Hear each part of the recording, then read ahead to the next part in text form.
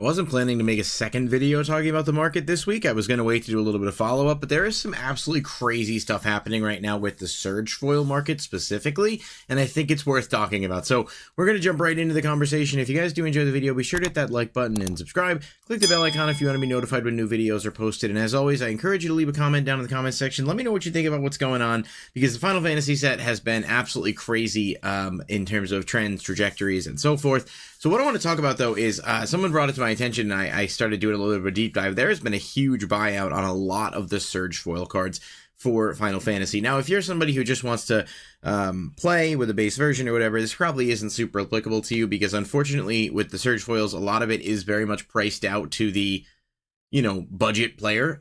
It doesn't mean that you can't get other versions of these cards at way more affordable prices, but because these are only in collector boosters and are technically like the highest of the high end, there is that, of course, value that is just, through the roof with these.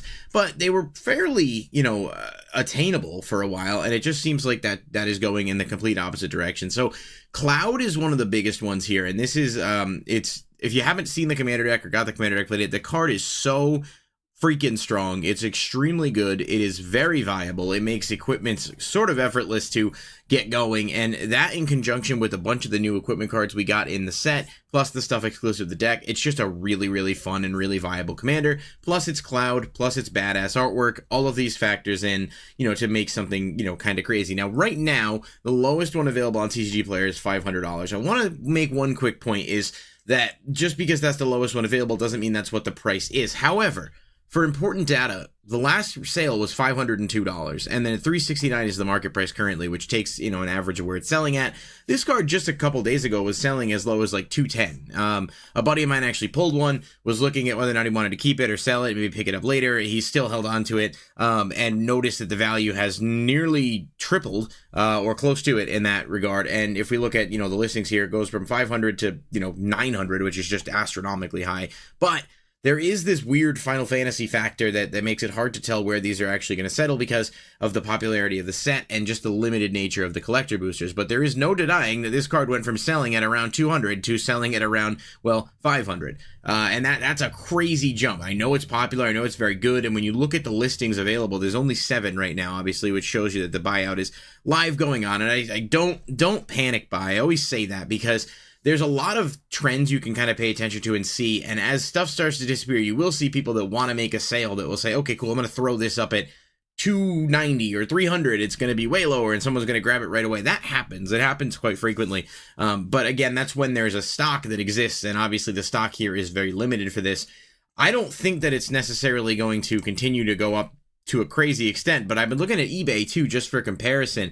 You're seeing a lot of these surge foils starting to disappear off the market, and they are selling in very high quantities, which is kind of crazy. Tifo, which is one we're going to talk about in a minute, $300. This card was like $180 the other night. And even some of the lower end ones like Jill and whatnot that are popular have me looking at it wondering, like, well, what's going to happen with these? Are they all going to start to trend because people are like looking to where they can put their surge, if they want to pick up surge foils? I mean, whether or not you look at Magic as an investment, which I always think you should not really do with a card game, there are people who do. And what that means is those people are going to look at these things and say, oh, wow, these surge foils are spiking. I should look for some cheap ones and buy them, right? We can all objectively sit here and agree that it's a bad mentality to have to look at it as an investment, but it doesn't mean that people aren't going to do that. And so if there are cards that you have eyes on or that you're interested in, you really do need to pay attention to the trends, especially when you're looking at higher end cards.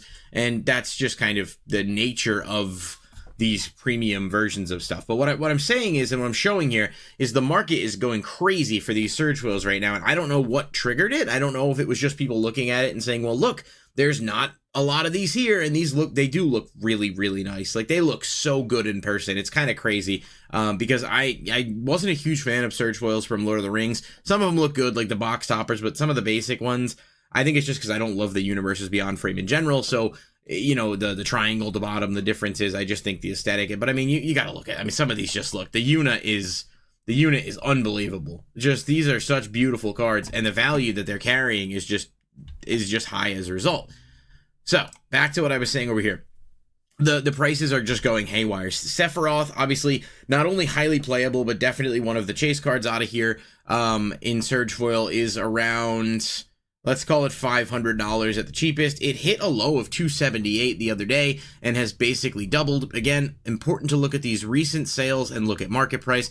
Do not go on here and look at, like, you know, specifically with Cloud, where it's like, oh, it's $1,000. Like, so often people will be like, people are asking this much for it, which means this is what it's worth. That's not the reality. That's not how the market works. But there is no denying that there is a massive demand for these cards, and there's just not enough supply to go around. Check out Sephiroth's graph, going from here all the way up to here in the span of a couple of days. That is not normal, right? But there is not as much stock to replenish as you would see with a typical buyout of another card. If a card gets bought out and it goes up to like 10 to 12 bucks and then it drops back down and people list it, especially if it's a rare or even an easily pullable mythic, like, the market will generally correct itself. I don't know what that correction is going to look like here for these cards, because what you're really looking at is hoping that these sit here and people don't buy them, and then they start to lower the price, you know, steadily, or you get the person who just wants to make a quick buck who comes in. But on the lower end, even, Kefka is around $118 at the cheapest for the Surge Foil. It hit a low of $85. And on eBay, I was just showing you guys the listings on eBay too. Kefka sold for $85 today, which yesterday I would have been like, okay, that's full value. You could probably wait and get it cheaper. Now I'm looking at it saying, well, is $85 a good deal? Like, objectively speaking, the most recent sale was $120. That's a $40 markup on a card that is obviously, you know, quite popular and quite in demand. And these are live buyouts that are continually happening as we sit here. Just wild where the trends are going. And looking at some other stuff, Tifa, I think, I don't love the art on this personally. That's fine. I think Tifa's a cool character. This artwork for me, I think that actually the extended art regular one just looks nicer. But again, it's a premium, right? So $204 at the cheapest. This card was $93 just a couple days ago. And the most recent sale is $206. So these are real sales that are happening. They're not just artificially inflated numbers for the sake of, like, trying to manipulate the market. But the question that has to come into my head here is, how consistent are these sales going to be happening, and what will the supply look like? Because while we know they won't be printing more collector boosters, you will likely be able to find restocks at your stores as distributors get, you know, more of their stock in or whatever. Like, the print run is finished, but it doesn't mean you won't be able to go to a GameStop or a Walmart, Best Buy, whatever, and find some collector boosters. It's just they become more and more in demand as the weeks pass, and it's not really like, I'm not trying to say anything about FOMO. I'm not trying to say go buy these quick, because I don't think that's a good idea. But objectively, you have to look at the fact that if you really want one of these, and you really want to search for it, and you want to do some research into it, you may have to think about pulling the trigger in the near future if you ever want to have a chance at getting one cheap. Otherwise, you might have to wait till the next Universes Beyond property comes out, and maybe the attention falls off of this one a little bit and goes elsewhere. But I don't think you're going to see the typical, like, bottoming out like you will for some of these other cards here.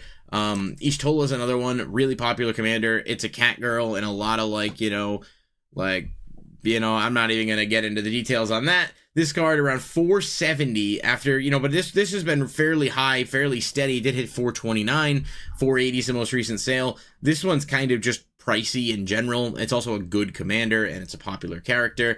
But there hasn't been as much of a spike on this. If anything, it's actually dropped, which is nice to see. But I don't think you're going to see a drop that maybe it would have had we not started to see all this other market stuff just going crazy.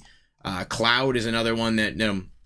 I'm sorry, that Cloud we were just talking about, I went to the wrong one. Cloud Midgar Mercenary. This card is highly playable, not just as a Final Fantasy thing, but it's a very freaking good card in general. And $284 right now at the cheapest with a sale around that number. This was actually, kind of staying fairly steady, so that's good to see. There's 21 listings of this, but it very quickly goes to 300 after a couple sales here.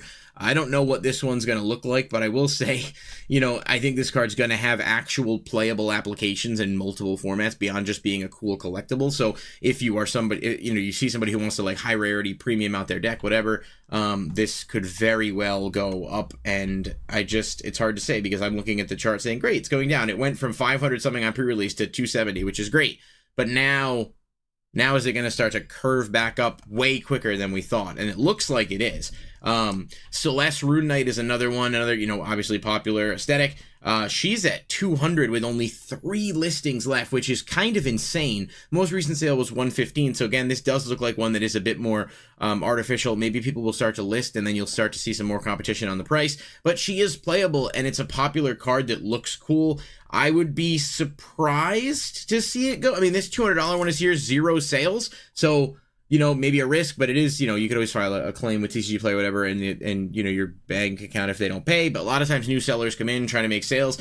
This guy's trying to undercut the market, make a sale. It could be a good deal. I don't know. It's hard to say. But when you see that limited of a stock and we see all these other surge foils going in similar directions, it's kind of fair to assume that this is probably going to end up going up more. But who knows, right? Like, this is the thing. I just kind of want to make people aware of what's happening and have a broader discussion about it. Yuna, another really popular one, she's around 300 with a sale around 290. She's been going down. She did hit about 250 and has now since gone back up. But there's a fairly large number of these listed, 26. I mean, comparatively to some of the other ones we're seeing, I think this is a cool card. I just don't think this is one of the best pickups in terms of the, like, I guess what I'm saying is if you decide that you are going to put your money into some of these search foils and spend a lot of money on one because you really want it or you have the disposable income, I'm not sure Yuna is going to be the best one to put it towards when we're seeing the way some of these trends are going. But of course, the way the world works, I'm saying that, and then this is going to be like $600 tomorrow. So who the fuck knows, honestly? It's really tricky to say. But the one thing I do want to point out is there are still some search foils that are super, super cheap. So Furion Wild Rose Warrior, a really good one. This card is only $14 right now, which I think is crazy value because it's a really, really good card. It's super good. It gives your equipped creatures haste, but it also allows you to make copies of your equipment. And based on A, playability, and B, trending, what we're seeing with a lot of these, there is a chance that this could end up going up significantly. I don't think it's going to go up to the level of some of these other ones because it's a rare. There is more of it to go around, but honestly, I say this, I might genuinely buy one of these today at $15 just to have, because I honestly think it could end up being a really good pickup as a long term. I've been working on a video I haven't gotten around to yet for the Wandering Minstrel as a commander. I think this card's really, really fun. I've built the deck in real life. This card's search foil is about 14, 15. I purchased one of these yesterday. I paid $17. It certainly looks like it's, you know, doing okay, but there are a lot of them available. So there is that factor of, like, you know, A, being a rare, B, not being the most playable card in the world versus some of the other things. But look around, see what surge foils you see that maybe interest you. If there are some that are super cheap, now might be the time to grab them versus my normal advice of like, wait, let it settle, blah, blah, blah. There seems to be a lot of movement on this market, and I don't know what it's going to look like in a couple days. If there are noticeable developments in one way or another, I will definitely make a follow-up video, but I kind of just wanted to put it out there for people to get a sense of what's going on, because this is a live buyout realistically happening in the past 24, 48 hours.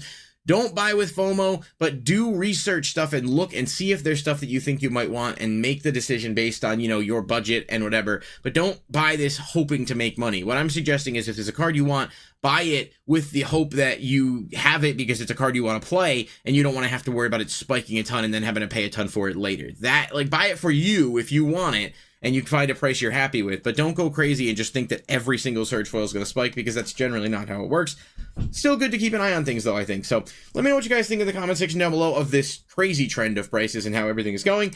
I'll catch you guys in the next video, and thank you so much as always for watching.